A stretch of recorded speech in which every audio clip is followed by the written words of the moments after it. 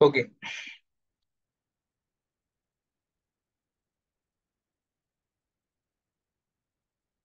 ठीक आहे, तर सुरू करू आपण.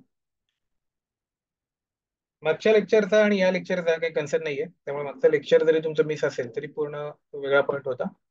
पण तरी त्या लेक्चरच्या शेवटी मी एक तुम्हाला कन्सेप्ट सांगितला होता, म्हणजे जो आपण सुरू करणार होतो आजपासून, तो म्हणजे पेज ऑब्जेक्ट मॉडेल. तर तो फक्त पटकन रिवाइज करतो की काय करणार आहोत पेज ऑब्जेक्ट मॉडेल म्हणजे. तर याच्यामध्ये मी सांगितलं होतं की बरेचसे पेजेस आपल्याला बनवायचे असतात. ठीक आहे. आणि ते जे पेजेस आपण बनवतो ते, ओके, सगळ्यात पहिलं म्हणजे का बनवायचे असतात. तर आपल्याला एक आपलं वेब ऍप्लिकेशन असतं, त्याच्यावर आपण ऑटोमेशन करत असतो. हं? त्याला आपण ऍप्लिकेशन अंडर टेस्ट म्हणतो, एईटी म्हणतो. आणि त्याच्यात किती पेजेस आहेत त्याच्यानुसार आपलं सगळं एस्टिमेशन वगैरे ठरतं. तर त्याच्यात जेवढे पण पेजेस असतात, एक एक एक पहिले लॉग इन पेज असेल, त्याच्यानंतर पॉलिसी होल्डर डिटेल असेल, अकाउंट होल्डर असेल किंवा अकाउंट इन्फॉर्मेशन, वेगवेगळे पेजेस असतील. तर असे बरेचसे पेजेस असतात. तर प्रत्येक पेजला डोळ्यासमोर ठेवून आपण त्याचं एस्टिमेशन आखतो. ते कसं वगैरे आपण थोडंसं मी फक्त डिस्कस केलं होतं. तर आता फक्त त्याच्यात तर नाही जात मी. फक्त कन्सेप्ट समजण्यासाठी ज्या गोष्टी आहेत तेवढ्या सांगतो. ते म्हणजे की या ऑब्जेक्टमध्ये आपण काय करतो. तर प्रत्येक, आता डायरेक्ट सुरू करतो, इथपासून जरी ऐकलं तरी पुढलं सगळं समजणार आहे. पेज ऑब्जेक्ट मॉडेल म्हणजे काय करणं. तर जेवढे जेवढे पेजेस दिसतील त्या प्रत्येक पेजसाठी एक स्वतंत्र क्लास लिहिणं. ठीक आहे. तर म्हणजे बघा, ही पहिली स्टेप, की प्रत्येक पेजसाठी एक स्वतंत्र क्लास लिहिणं, पेज वाईज क्लासेस. ठीक आहे. ही झाली पहिली स्टेप. त्याच्यानंतर दुसरी स्टेप म्हणजे काय, तर त्या पेजच्या स्वतंत्र क्लासमध्ये काय लिहिणं. तर त्या पेजवर असणारे सगळे लोकेटर्स आणि पॉसिबल होऊ शकणाऱ्या सगळ्या मेथड्स जे आपण लागू शकतील असं आपल्याला वाटतंय, त्या लिहून ठेवणं. ही झाली दुसरी स्टेप. ठीक आहे. तिसरी स्टेप झाली different classes for each test case. आता हा पेजचा एक भाग झाला, पहिला जो पार्ट झाला. आता फ्रेमवर्क जेव्हा आपला असेल तेव्हा हा जो पार्ट येईल ना, ज्याच्यात पेज असतील, तो मेन फोल्डर मध्ये येतो. ठीक आहे. हा मेन फोल्डर मध्ये पार्ट येणार आणि हा आपल्या सर्व्हर साईडचा पार्ट असणार. ठीक आहे. आणि याच्या पुढला जो पार्ट येतो, जो तिसरा पार्ट आहे, तो येतो टेस्ट फोल्डर मध्ये. आणि हा क्लायंट साईडचा पार्ट असतो. जेव्हा आपण फ्रेमवर्क बघू तेव्हा हे मी तुम्हाला अकॉर्डिंग टू फ्रेमवर्क आपण करणार आहोत तेव्हा कळेलच. सध्या हे आपण नुसता कन्सेप्ट समजून घेण्यासाठी करतोय. पण तरी पण एक गोष्ट लक्षात असू द्या, की पेजेस जी आपण बनवून ठेवतोय सगळी आणि हे जे लोकेटर्स आणि मेथड लिहितोय, हा सर्व्हर साईडचा पार्ट आहे, म्हणजे त्याला मेन फोल्डर मधला पार्ट असतो. तर हा असतो काइंड ऑफ सर्व्हर. आणि त्याच्या पुढला हा जो आपण पार्ट करतोय, 3 नंबर स्टेप आणि 4 नंबर स्टेप, तो टेस्ट फोल्डर मध्ये असणारा पार्ट आहे फ्रेमवर्क मध्ये. आणि तो काइंड ऑफ आपला असतो क्लायंट, या फ्रेमवर्कचा क्लायंट. कसं ते आपल्याला हळूहळू आता तेच बघायचंय. ठीक आहे. तर थोडक्यात काय लक्षात ठेवा, की पेज ऑब्जेक्ट मॉडेल जे आहे त्याच्यामध्ये या 4 स्टेप्स आहेत. ठीक आहे. तर पहिली पेज वाईज क्लास बनवणं, दुसरं म्हणजे त्या क्लासमध्ये त्या पेजचे सगळे लोकेटर्स आणि मेथड लिहिणं, तिसरी म्हणजे टेस्ट केसेस साठी वेगवेगळे टेस्ट क्लासेस बनवणं. ठीक आहे. तर हे आयते टेस्ट केसेस साठी असतात किंवा टेस्ट सिनॅरिओ साठी एखादा क्लास पण असू शकेल. म्हणजे फॉर एक्झाम्पल थोडक्यात टेस्ट रिलेटेड काहीतरी आहे. आयदर टेस्ट क्लासेस और test scenario depends on your company. आपण काय करणं, प्रत्येक याच्यासाठी एक वेगवेगळे क्लास बनवणं. तो पण सिनॅरिओ असेल, समजा आता लॉग इन एक सिनॅरिओ आहे, त्या लॉग इनच्या सिनॅरिओ साठी काय करणं, एक वेगळा लॉग इनचा क्लास बनवणं. ठीक आहे. आणि त्या लॉग इनच्या याच्यामध्ये मग वेगवेगळ्या मेथड्स आपल्या टेस्ट केसेस असतील. जसं की log in using this, log in using that, log in using valid credential, log in using invalid credential, हे आपले मेथड असू शकतात. तर त्याच्यामुळे आपण टेस्ट केसेस ऐवजी तर आपण आपल्या फ्रेमवर्क मध्ये जे वापरणार आहोत ते टेस्ट सिनॅरिओज वापरणार आहोत. त्यामुळे मी इथे कन्फ्युजन अवॉइड करण्यासाठी डायरेक्ट असंच म्हणतो की different classes for test scenario, वेगवेगळ्या टेस्ट सिनॅरिओ साठी वेगवेगळे क्लासेस बनवणं. ठीक आहे. आणि पुढली स्टेप काय, फ्रॉम टेस्ट क्लास, हे जे टेस्ट क्लास आपण बनवू त्या तिसऱ्या स्टेपमध्ये, ओके, डिफरंट क्लासेस, मग या क्लासेसना आपण एक नाव देऊ, test classes, different test classes for each test scenario. हे जे टेस्ट क्लासेस आपण बनवू इथे, तर या क्लासेस मधून we will call required methods of respective page using page object. या क्लासेस मधून या वरच्या ज्या आपण इकडल्या मेथड बनवून ठेवल्यात ना पेजेसच्या बघा, या ज्या मेथड्स बनवून ठेवल्यात, या मेथड्सना आपण काय करणार, तर या मेथड्सना इकडनं कॉल देणार. सगळ्यांना समजतंय? या वन टाइम ह्या सर्व्हिस देऊन ठेवली आहे. त्याच्यामुळे नवीन हा पार्ट असेल तो आपला फ्रेमवर्कचा मेन मोठा पार्ट असेल. त्याच्यानंतर एक क्लास पण आपण बनवून ठेवलेले असतील. आणि त्याच्यानंतर जो पण एक नवीन ऑटोमेशन टेस्ट इंजिनियर येईल, तो काय करेल, फक्त त्याला जी टेस्ट केस घ्यायची आहे त्या टेस्ट केस साठीची एक मेथड बनवेल.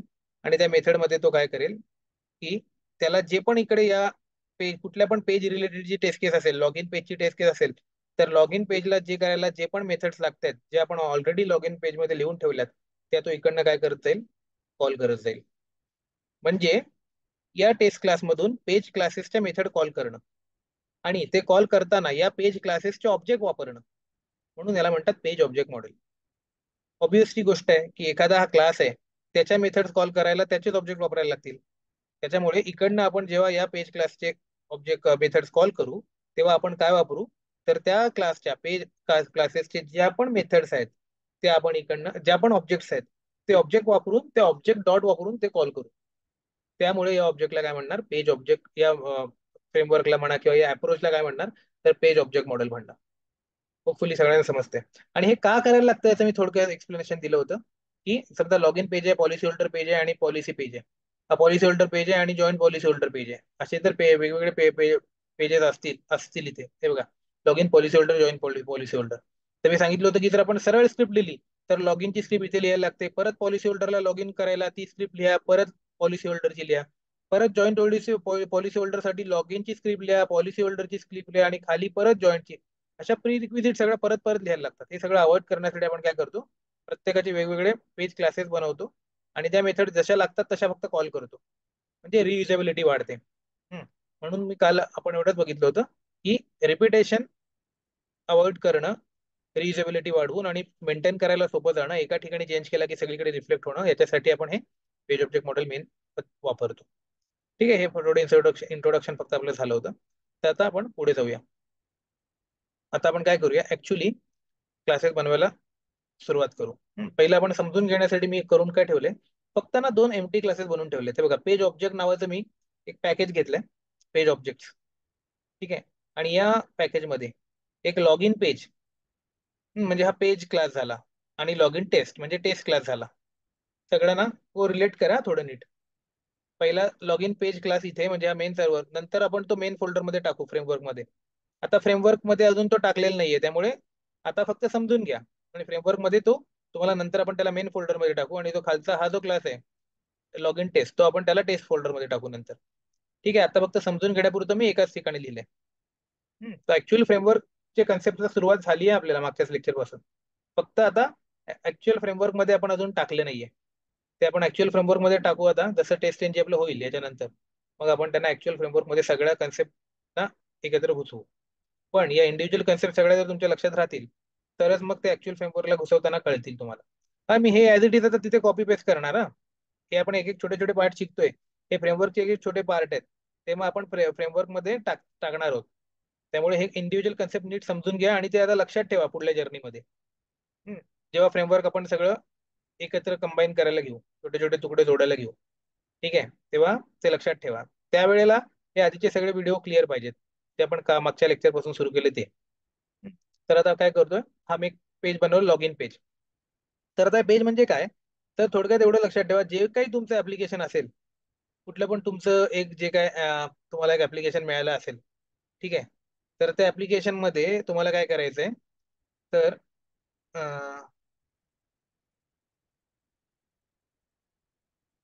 आपलं आता कुठलं होतं ते, सॉस डेमो, हे समजा ऍप्लिकेशन आहे तुमचं, आणि हे ऍप्लिकेशन समजा तुमचं साईट आहे असं अज्युम करा. हा, अजून आपला प्रोजेक्ट आपण सुरू नाही केलाय, जस्ट सांगतोय असं, जस्ट एक डेमो म्हणून अज्युम करा. ही तुमच्या कंपनीची साईट आहे. तर मग तुम्हाला काय करायला लागेल, तर तुम्हाला तिथे हे तुमची साईट आहे असं assume करून प्रत्येक एक एक जेवढे जेवढे पॉसिबल पेज आहेत त्या प्रत्येक पेजेसचे एक एक क्लास बनवायला लागतील. मग हा तुमचं पहिलं पेज असेल, ते असेल लॉग इन पेज असेल. याच्यामध्ये ही इन्फॉर्मेशन जेव्हा तुम्ही टाकाल, स्टँडर्ड युजर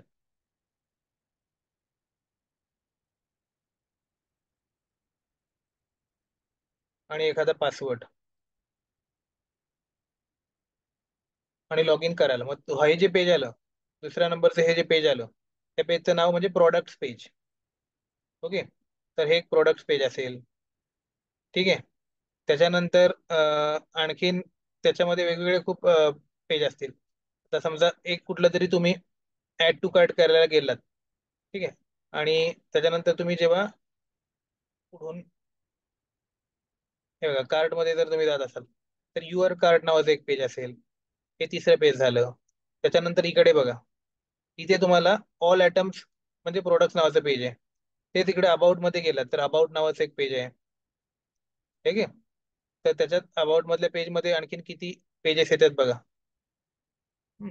तर वेगवेगळ्या तुम्हाला याच्यामध्ये मिळतात. त्याच्यामध्ये सोल्युशन्सचं पेज आहे, किंवा हे नुसतंच सांगते तर अबाउटचं पेज झालं. त्याच्यानंतर इथे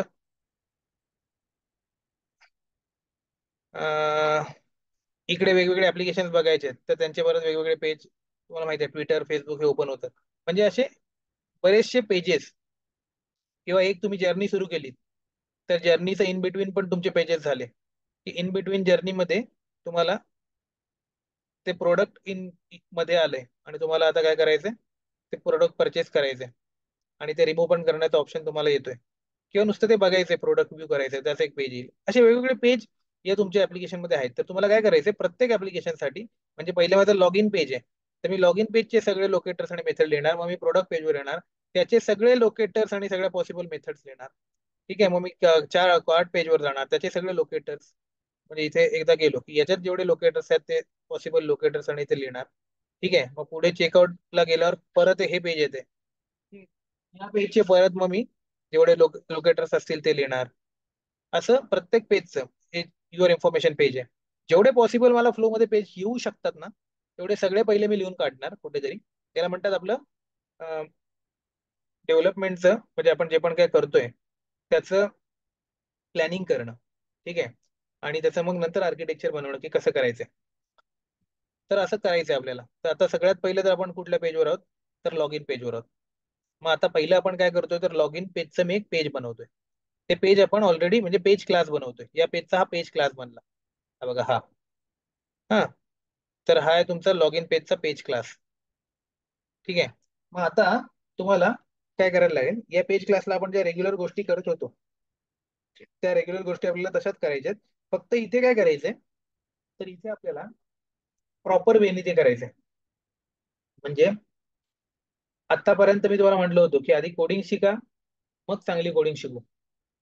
तर आता तो दुसरा वाला पार्ट आता सुरू झाला इथे तुमला, की चांगली कोडिंग म्हणजे प्रॉपर वेनी कोडिंग करणं, प्रॉपर आर्किटेक्चर फॉलो करून कोडिंग करणं. तर तो पार्ट म्हणजे फ्रेमवर्क. चांगली कोडिंग कशी करता येईल हे बघणं. ठीक आहे.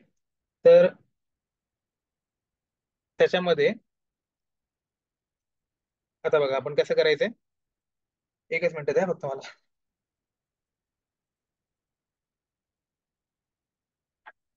एकच मिनिट.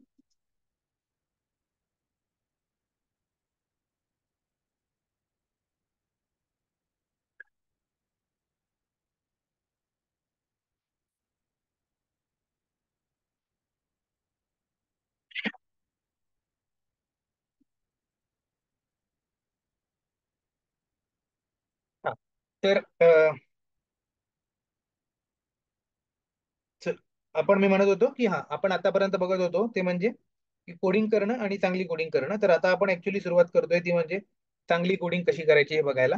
तर त्याच्यामुळे जेव्हा तुम्ही फ्रेमवर्क मध्ये जे लोक घुसतात की फ्रेमवर्क म्हणजे काय सांगणं किंवा फ्रेमवर्क म्हणजे काय करणं, तर तेव्हा ऍक्च्युली तुम्हाला आर्किटेक्चर पॉईंट ऑफ व्ह्यू कोडिंगचा सेन्स आहे की नाही हे बघायला मेन त्याचा पर्पज असतो. ठीक आहे. म्हणजे काय, तर कोडिंग साधा काम मारू किंवा काम चालव कोडिंग करणं एक गोष्ट असते, आणि त्याच्यानंतर ती कोडिंग लॉंग टर्म साठी प्रॉपर जिला मेंटेन करता येईल, किंवा लॉंग टर्म साठी ज्या कोडिंगला वापरता येईल व्यवस्थित पद्धतीने, आणि आपली त्याची रियुजेबिलिटी आणि त्याचे मेंटेनन्स हा व्यवस्थित ठेवता येईल, पुढं काही फ्लो मध्ये त्याला अडथळा येणार नाही, अशी कोडिंग करणं किंवा असं डेव्हलपमेंट करणं ही एक वेगळी गोष्ट असते.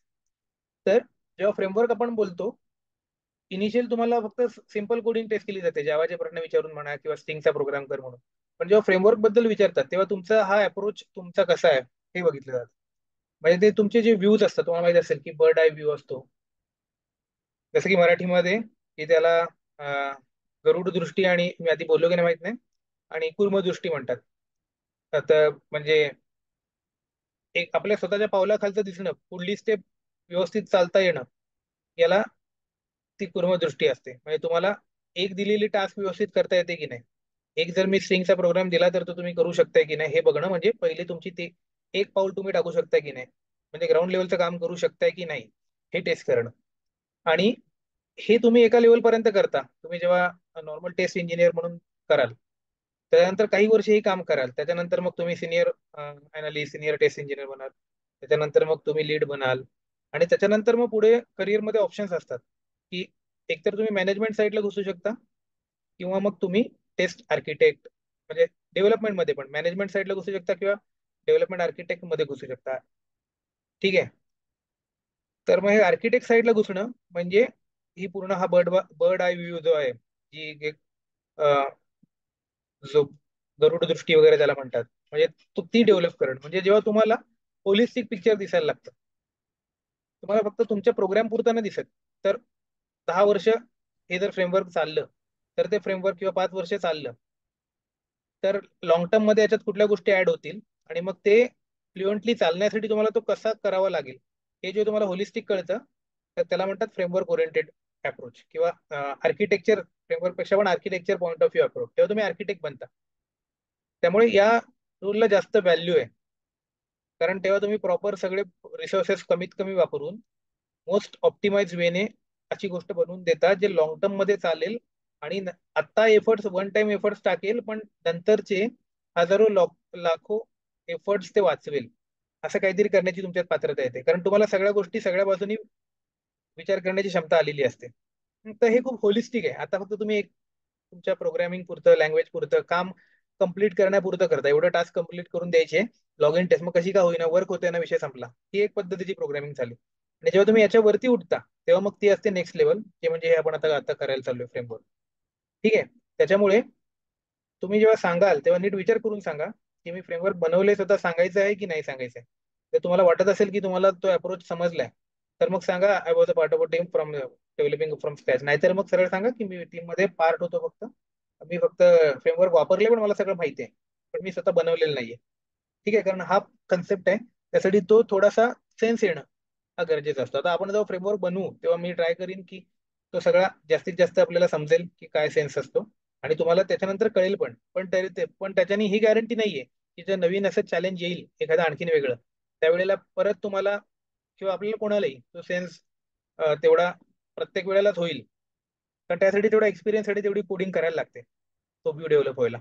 ठीक आहे, आताच हे फ्रेमवर्क दाखवण्यापुरतं, इंटरव्ह्यूला उत्तर देण्यापुरतं, फ्रेमवर्क मध्ये काम करण्यापुरतं येतं, पण नवीन चॅलेंज आल्यावर त्याला परत कसं फ्रेमवर्क बनवायचं, इथून खरं म्हणजे चॅलेंजिंग गोष्ट ती असते की कुठल्या गोष्टी विचारात, म्हणजे खूप गोष्टी विचारात घेऊन त्याच्यातलं काय चूज करायचं, कसा अप्रोच ठेवायचा.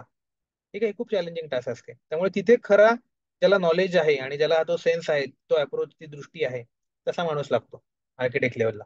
त्यामुळे ती लोक खरी मेन असतात, जे चालवणारी असतात कंपनी. बाकी खालचे लोक असतात ते आपण म्हणजे हमाल असतो, म्हणजे जे फक्त दिलेली कामं करत असतो. ठीक आहे, त्याला काही डोकं लागत नाही, हे करून दे, ही हे तुला आज या महिन्याला या स्प्रिंट मध्ये 5 टेस्ट केस ऑटोमेट करायचे आहेत, करून आण. म्हणजे त्यांना ते दिलेलं काम ते त्यांचे कामं करून आणतात. इंडिव्हिज्युअल कॉन्ट्रीब्युटर तर झालेच, पण त्यांना होलिस्टिक अप्रोचचा सेन्स नसतो. तर ठीक आहे, तर सुरुवातीला तर आपण याच लेवलला घुसायचा ट्राय करतोय की इथेच मला काम येऊ दे, की हे हे काम पण जमू दे मला, आणि तिथे मला म्हणजे आपण आता हेच काम करतोय सध्या, आणि हेच काम मला मला घ्या, आणि मला हे आपण आता प्रूव्ह करतोय आपल्या जे इंटरव्ह्यू देणार आहोत ना. त्यामुळे हे काम तसं बघायला गेलं तर एवढं इम्पॉर्टंट नाहीये, त्याच्यामुळेच त्याला एवढं इम्पॉर्टंट नाही, म्हणजे इम्पॉर्टंट खूप आहे, कारण खाली प्रत्येक बिल्डिंग मध्ये जे मेन कामगार असतात तेच इम्पॉर्टंट असतात तसं बघायला गेलं, पण ते रिप्लेसेबल असतात. ठीक आहे, त्याच्यामुळे लवकरात लवकर तुम्ही अशा लेवलला जा की तुम्हाला फ्रेमवर्क बनवता येईल स्वतःच. त्याच्यानंतर मग नो चॅलेंज, मग तुम्ही पटकन रिप्लेसेबल नसता किंवा कुठल्याही याच्यामध्ये तुमची खूप डिमांड असते. कारण एक असा ऑटोमेशन टेस्ट लिहिणारा माणूस इझिली मिळून जातो. हे काय मोठं रॉकेट सायन्सच नाही, तुम्हाला पण कळेल आता जेव्हा आपण फ्रेमवर्क बनवू त्याच्यानंतर तुम्हाला कळेल की ऑटोमेशन स्क्रिप्ट लिहिणं म्हणजे काही नाही, फक्त एक 4-5 फंक्शन आली, सेंड कीज म्हणा, 10-12 आपले वेब एलिमेंट कळले की ऑटोमेशन स्क्रिप्ट लिहिणं आतमधलं म्हणजे एकदम सोपं काम आहे, काहीच नाही करायचं त्याच्यासाठी. म्हणजे तुमच्या स्प्रिंट जर प्रॉपर स्प्रिंटची कंपनी मिळाली ना तुम्हाला एमएनसी, की त्याच्यामध्ये प्रॉपर हे फॉलो होते, अजाईल फॉलो होते, आणि त्याच्यामध्ये जिरामध्ये तुम्हाला प्रॉपर तिकीट असाइन होतात, आणि त्याच्यानुसार तेवढ्याच ऑटोमेशन टेस्ट केसेस तुम्हाला करायला दिल्या जातात, तर म्हणजे ते कामं म्हणजे असं लोळण्याची कामं असतात, म्हणजे काय नाही, ते काम आपोआप होऊन जातं. खूप आरामात तुमचं काम होतं. ठीक आहे, त्यामुळे ते काम मोठंच नाहीये ऑटोमेशन मध्ये काम करणं फ्रेमवर्क मध्ये. चॅलेंजिंग हेच आहे की स्क्रॅच पासून फ्रेमवर्क बनवणं. ठीक आहे, ते मिळत असेल, ते तुम्हाला जर ताकद असेल तर ते खूप चॅलेंजिंग काम आहे. त्याच्यामुळे अं, मुळातच आपण आता जे काय करतोय त्याला एवढं कठीण मानू नका ज्याच्यासाठी तुम्ही करताय. आणि हे फ्रेमवर्क जर त्यामुळे जेवढं जेवढं जास्त समजून घेता येईल तेवढं करा, आणि स्वतःच स्वतः बनवायला ट्राय करा. मग तुम्हाला बाकीचं जे आहे ना ते आणखीन सोपं वाटायला लागेल आपोआप. ठीक आहे, तर आता आपण पुढे जाऊ. आणि आता आपण बघू की आपण आपला तर पहिला अप्रोच काय करत होतो. आपण आधी तर सरळ सरळ माहिती आहे, ही साईट आपण आधीच ऑटोमेट केली आहे ना साध्या पद्धतीने. ही जी साईट आहे ती आपण आपल्या पद्धतीने केली आहे, रेग्युलर ट्रॅडिशनल प्रोसिजर ओरिएंटेड अप्रोचने केली आहे, लॉग इन मेथड वापरली आहे, सगळं केलं. आता आपण कसं करणार आहोत त्याला फ्रेमवर्क पद्धतीने, म्हणजे प्रॉपर सिस्टमॅटिक व्ह्यूनी त्याला फोल्डर स्ट्रक्चर वापरून प्रॉपर त्याचे वेगवेगळे फोल्डर्स बनवून नंतर रियुजेबल होईल आणि मेंटेनन्स चांगला ठेवता येईल अशा पद्धतीने कसं करायचं, त्याचा हा पेज ऑब्जेक्ट अप्रोच मधून आपण बघायचं आहे. तर हे पहिलं लॉग इन पेज आहे. तर लॉग इन पेजला एकदा तुम्ही आलात की तुम्हाला सगळ्यात पहिलं तर काय करायला लागेल, तर तुम्हाला सगळ्यात पहिली आपली जी स्टेप असते ती म्हणजे तुम्ही वरती एक हे लिहिता की web driver driver is equal to new Chrome driver. ही स्टेप आपण लिहितो, तुम्हाला आठवत असेल की प्रत्येक वेळेला आपण ती स्टेप लिहायचो. तर इथे पण आपण तसंच करणार. फक्त इथे आपण एक काम काय करणार, तर इथे फक्त आपण ना वेब ड्रायव्हर ड्रायव्हर एवढंच डिक्लेअर करणार. कारण आता आपण ना जी पण प्रोसिजर करणार आहोत, जे पण ऑटोमेशन करणार आहेत ते कुठून करणार आहेत, तर ते टेस्ट फोल्डर मधून येणार आहे जे काय येणार आहे. त्यामुळे जे टेस्ट इंजिनियर येतील ते तिकडनं ड्रायव्हर क्रिएट करतील आणि आपल्याला पाठवतील. आणि तो ड्रायव्हर क्रोम ड्रायव्हरचा पण असेल, मॉझिलाचा पण असेल, किंवा तुमचा काय म्हणतात त्याला, फायरफॉक्स मॉझिला असेल, किंवा आपला मायक्रोसॉफ्टचा कुठला असतो,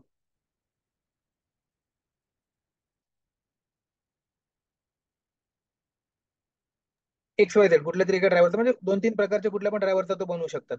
ठीक आहे, तर त्याच्यामुळे आपल्याला माहित नाही ते तिकडनं कुठला ड्रायव्हर बनवून पाठवतील, हे तुम्हाला कळेल आता मी काय बोलतोय ते. त्यामुळे इथे फक्त काय करायचं, आपण एक कॉमन वेब ड्रायव्हर ड्रायव्हर करून ठेवायचा. Is equal to new Chrome driver आहे ना ते तिकडे होईल, आणि तिकडला ड्रायव्हर इन्स्टन्स इकडे परत पाठवलं जाईल.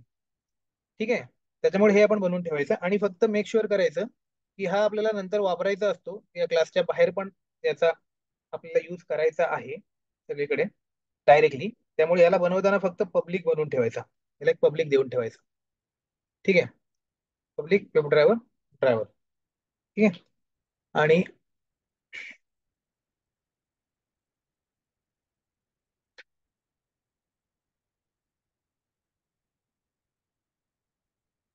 वेब ड्रायव्हर ड्रायव्हर, ओके, मी स्पेलिंग चुकवलं वाटतं.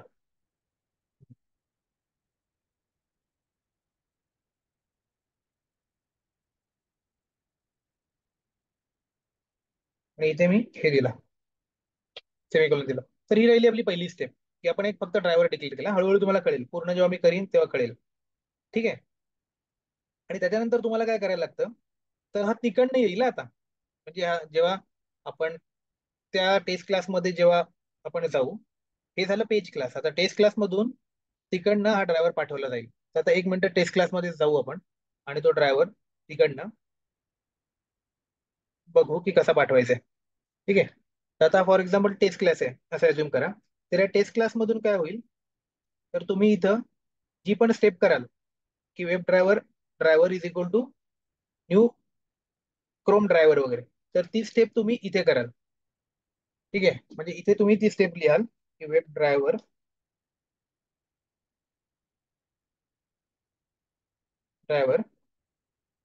इज इक्वल टू न्यू, आणि इथे तुम्हाला जो पाहिजे तो तुम्ही इथे बनवाल, क्रोम ड्रायव्हर. ठीक आहे.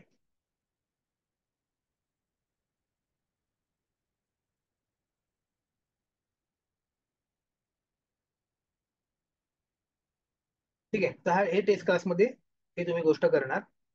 आता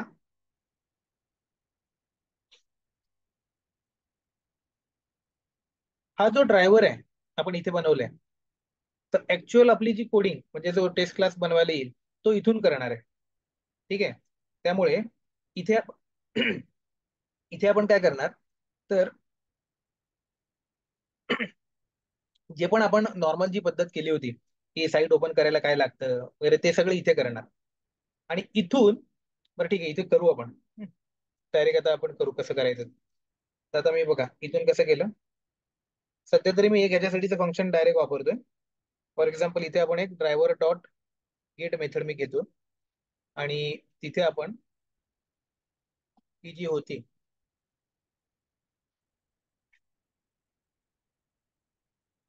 तिला पाठवून देतो.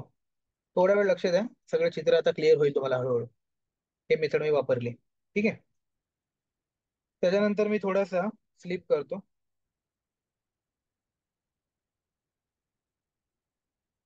थ्रेड जर स्लिप करतो, 1 2 3 सेकंद स्लिप करतो.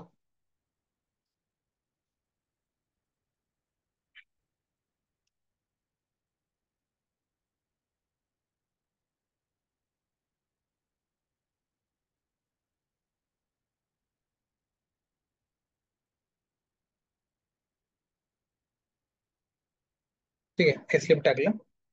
त्याच्यानंतर आता बघा, एवढं मी केलं. आता इथपर्यंत मी पेज ऑब्जेक्ट मॉडेलचा कन्सेप्ट अजून मी इंट्रोड्यूस नाही होते, इथपर्यंत मी नॉर्मल करतोय. आणि हे एकदा मी थोडस एक्झिक्यूट करतो, ओपन होते का बघू पहिलं.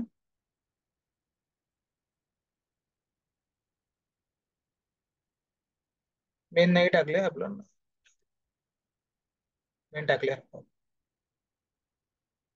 ठीक आहे. साईट ओपन झाली. इकडे लॉगिन टेस्ट मध्ये मी मेन घेतलंय, त्या टेस्ट मध्ये नाही घेतलंय. तर इथल्या मेन मध्ये मी हे काम करतोय. तर इथे बघा, इथे काय झालं, हे केल्यानंतर लॉग इन पेज ओपन झालं. म्हणजे इथून जर तुम्ही नीट बघाल तर लॉग इन पेज या पेजची टेरिटरी सुरू झाली. नीट लक्ष द्या आता मी काय सांगतोय. आपण जे लॉग इन पेज म्हणून तिकडे जे केलंय, त्या पेजची जी टेरिटरी आहे, त्या प्लेसचा जो आता अधिकार आहे तो कुठून सुरू झाला, एकदा लॉग इन पेज ओपन झालं त्याच्यानंतर झाला. हा, हे तर मी साईटच ओपन केली होती त्याचं, हे नॉर्मल झालं. एकदा ही साईट ओपन झाली की मग आता काय करायला लागेल मला, तर ते जे लॉग इन पेज मी इथे ओपन केलं होतं, कुठे गेलं ते, इथे आता इथलं याचा हे काहीतरी चुकीचं ओपन. हा, हे लॉग इन पेज.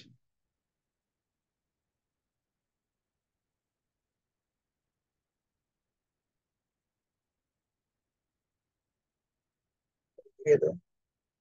हा, हे पहिले आधीच सगळं क्लोज करतो अनावश्यक.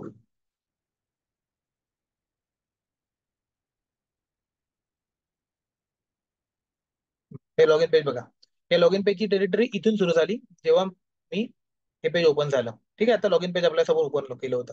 आता इथून मी काय करणार, तर इथून मी, इथे आपला पेज ऑब्जेक्टचा कन्सेप्ट आहे खरा. ठीक आहे. इथून मी त्या लॉग इन पेजचा ऑब्जेक्ट बनवणार. लॉग इन पेज हा क्लास जो आहे इथे आपण जो केला होता, त्या लॉग इन पेज क्लासचा मी काय करणार, तर ऑब्जेक्ट बनवणार. तर तो ऑब्जेक्ट म्हणजे त्याचं नाव काय पण द्या.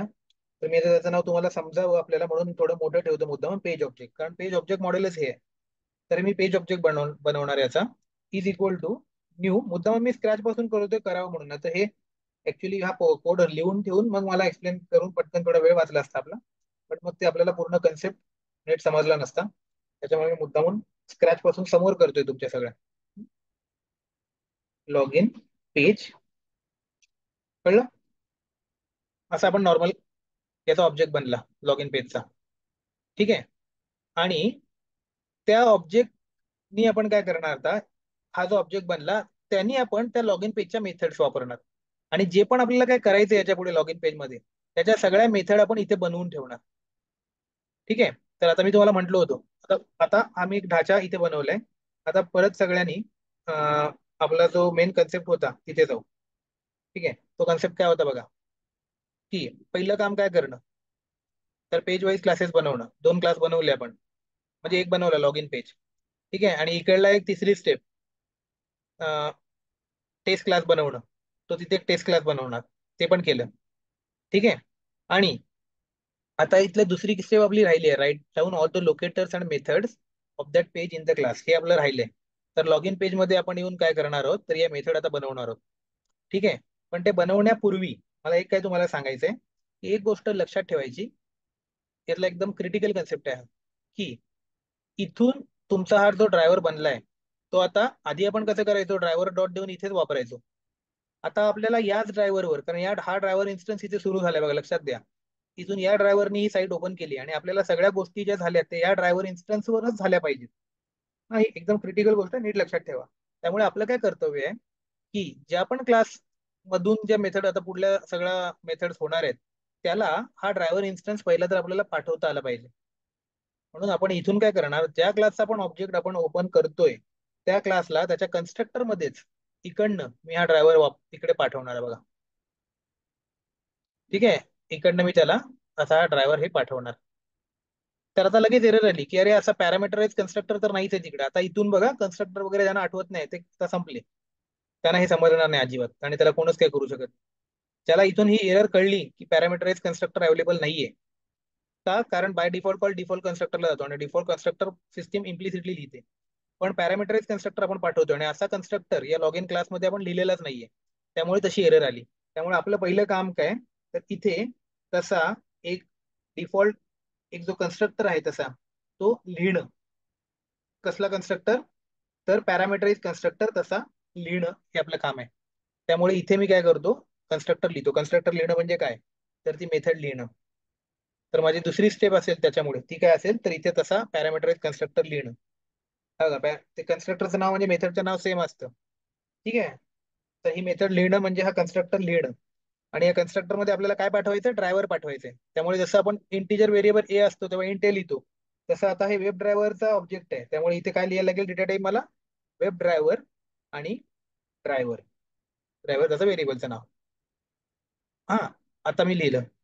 आता गेली का एरर, एरर लगेच गेली बघा, कारण आता त्याला तसा पॅरामीटर कन्स्ट्रक्टर इकडे मिळाला. म्हणजे थोडक्यात या ड्रायव्हरला आपण इकडनं पाठवतोय कुठल्या क्लासमध्ये, या क्लासमध्ये पाठवतोय. आणि याला म्हणतोय आता हा ड्रायव्हर, आता याच्या पुढे तुमचा जो ड्रायव्हर असेल तो हा घे, म्हणजे हा घे तर ते घ्या. याच्या पुढे तुझा जो ड्रायव्हर असेल तो याला बनव, असं म्हणायचंय. याच्यासाठीची स्टेप काय आहे, तुम्हाला नीट आठवत असेल तर ती स्टेप म्हणजे अशी असते, की धिस डॉट ड्रायव्हर, तुझा ड्रायव्हर तो कोणाला बनव, आता माझा तिकडनं वरतून आलेला ड्रायव्हर आहे त्याला आता धिस डॉट ड्रायव्हर बनव.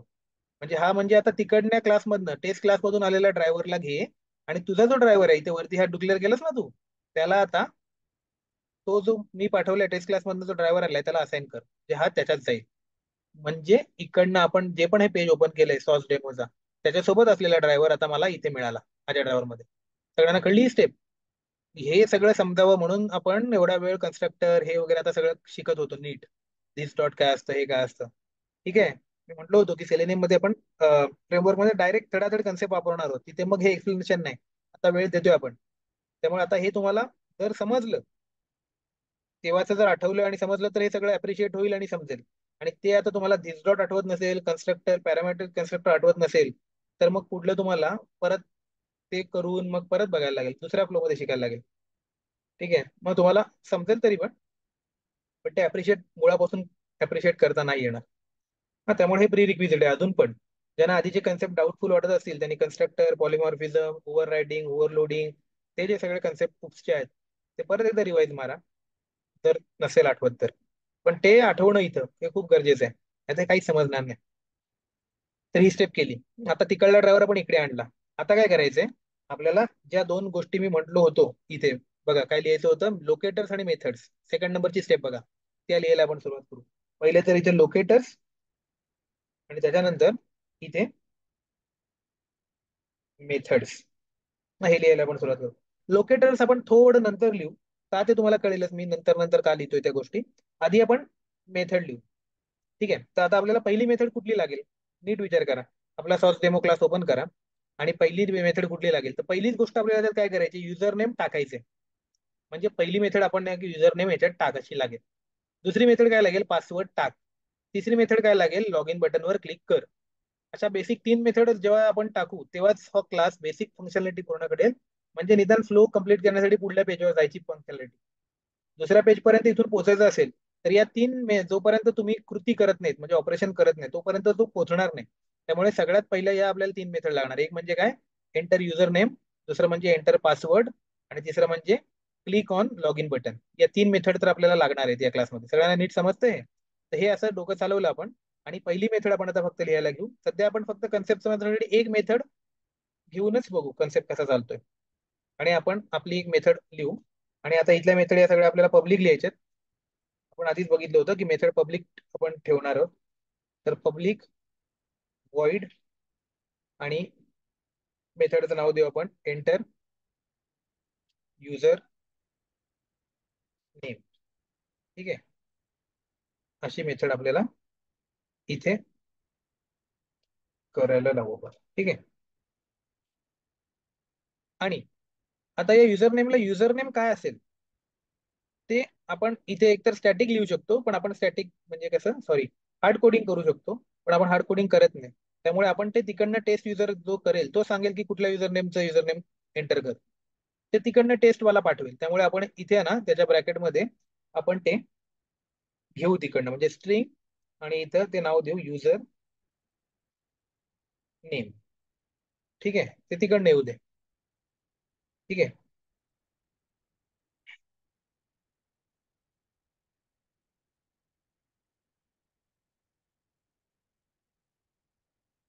आणि इथे आपण काय करू, आपल्याला जे पण काय होतं driver dot file element user name करायला आपल्याला काय करायला लागेल माहिती आहे ना सगळ्यांना. युजर नेमला आपण इन्स्पेक्ट करणार. हम्म. खूप दिवस झाले केले नाही म्हणून परत एकदा करतोय तुमच्यासाठी. नाहीतर हे मी असं डायरेक्टली कोड लिहून करण्याचा विचार करत होतो.